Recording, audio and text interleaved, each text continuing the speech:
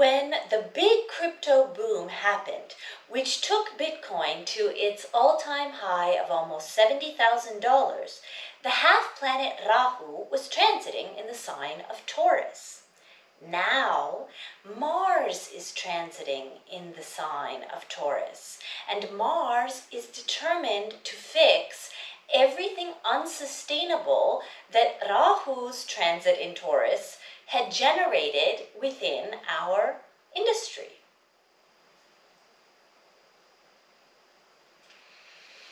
Rahu is extremely explosive and non-physical and really difficult to define, whereas Mars is extremely physical and is the lord of the fire and water signs of Aries and Scorpio respectively, but is very much earthy in nature.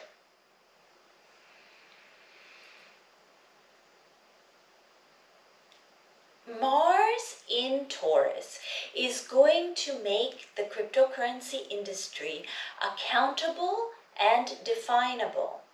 But this is going to happen via secretive methods.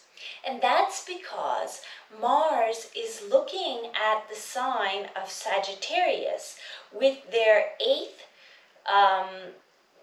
occult, secretive, and destructive in that kind of way, or transformative aspect, or drishti.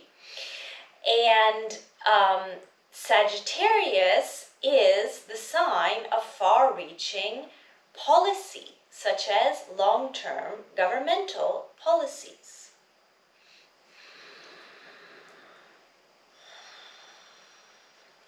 One example of how Mars has been acting in Taurus is the U.S. government's aggressive sanctioning of the cryptocurrency mixer Tornado Cash and the subsequent Dutch police imprisoning of one of the key developers of that protocol, and the other very aggressive policing or regulatory, especially policing actions on cryptocurrency entrepreneurs that have been happening in, for example, only a few examples these are, in India and in Korea.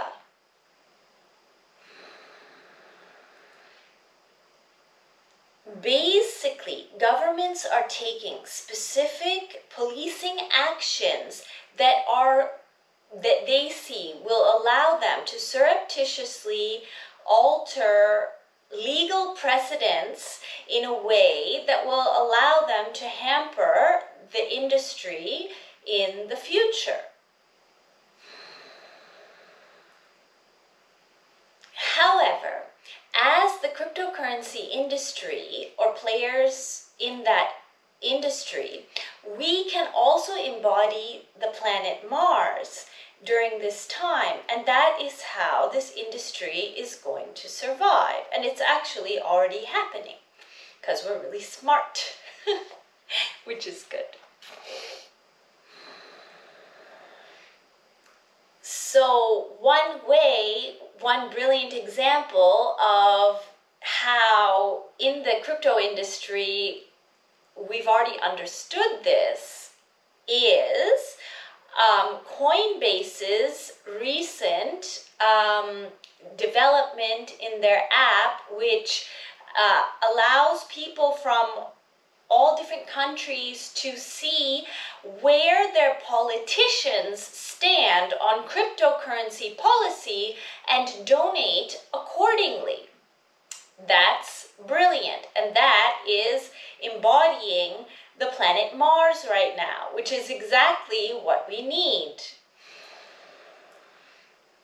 So one reason that Brian Armstrong of Coinbase amazes me with this decision to implement this in their app is that while in Taurus, Mars wants to delete any any non-clarity of identity.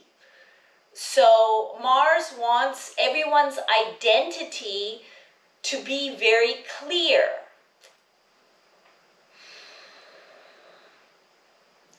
This is why, although as an astrologer I see that Aave, the project, is going to be very successful, I really wish that their token was not called Ghost, because that is really not ideal at all.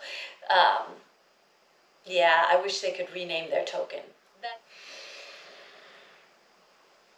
The point is that Mars doesn't want any ghosts, because Rahu is ghosts, and Mars is not going to let anything, any kind of behavior slide that allows us as individuals to behave as ghosts, if you will, within the financial space.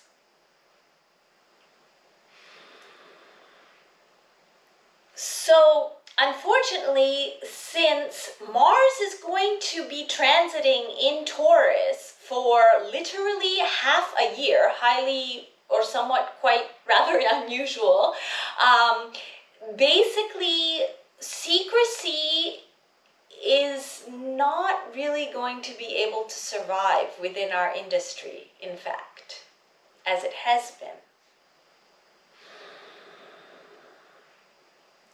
However, again, Brian Armstrong of Coinbase is using that same denial of privacy that Mars is imposing on the world in order to make politicians unable to operate without clarity of identity as politicians in a way that is going to transform policy in favor of the cryptocurrency industry. So again, that's the kind of mindset that we all need to be on right now.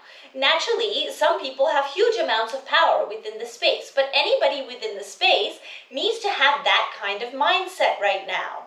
I hope that you understand what I mean. You have to be aligning with Mars right now if you're interested in the well-being of this industry. And it doesn't matter what role you play within this industry, that's the kind of mindset we all need to be on. So, by the way, Mars is going to be in Taurus until the middle of March of 2023. So, what kinds of projects is Mars supporting in Taurus? Okay, I'm going to give some examples. So, one example is Bitcoin depots, they're going public. They're going public on the stock. Now, that's a company, that's a North American company that has Bitcoin ATMs. Naturally, so that's a North American company, but worldwide, any sort of Bitcoin ATM or crypto ATM company is going to be supported by this same transit. Why? Because when that's a direct physicalization of cryptocurrency, of the act of acting within the cryptocurrency space. A person in their physical body is going to a physical ATM, taking physical cash, putting it into the machine and getting Bitcoin, for example, or I think they do a few other currencies. So that's what I mean. So and your identity is very clear when you're walking up to a machine. So that's one example. Another example is Solana's crypto smartphone, which I think got a lot of laughs initially, but when I heard about it, I realize that that is very much related to this transit, and it is going to be supported. Why? Again, because the phone is a physical thing that's physically kind of like tying your physical being to cryptocurrency or to your actions within the crypto space. I hope that you're understanding where I'm going here. Rewards points programs like Starbucks' recent announcement with Polygon of their rewards points. That's also something that is supported by this transit, especially if those, I guess, rewards points cards or whatever use strong geometric shapes and lines in their branding. So the big question I've been asking myself is, are we going to be able to go forward with privacy as a concept in cryptocurrency, which one would think that we need to because it's central to the identity of this technology. After a lot of deep contemplation, the only thing that I personally could come up with, I am not a technical person. This is just an example of what I see as one way of maintaining privacy within crypto.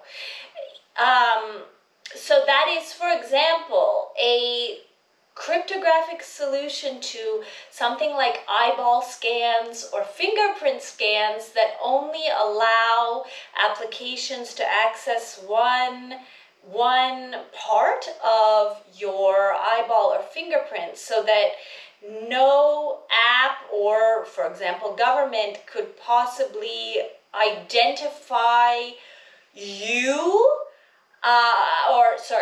could possibly link your eyeball or fingerprint to you, so your privacy, as in your individual identity, is protected, but at the same time that's linking your physical body to your actions.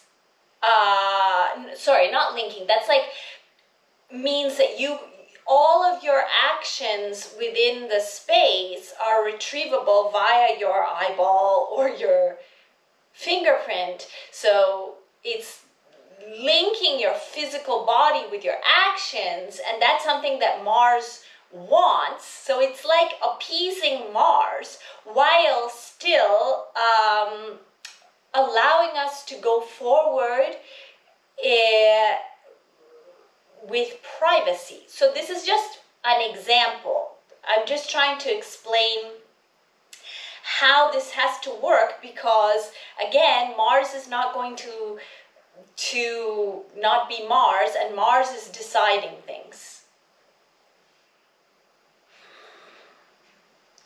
So wouldn't it be incredible if in the end the only individuals who were completely identifiable were politicians? I'm saying, like, in terms of their actions within the cryptocurrency space. So politicians sign up for that role of being a physical representation on our plane of people, of groups of people. And wouldn't it be amazing if, with our next technological solution, the only ones within this space who were physically identifiable as per their actions in our space were the politicians? And this is why I really find this action of Coinbase to be truly brilliant, and that's all I have to say.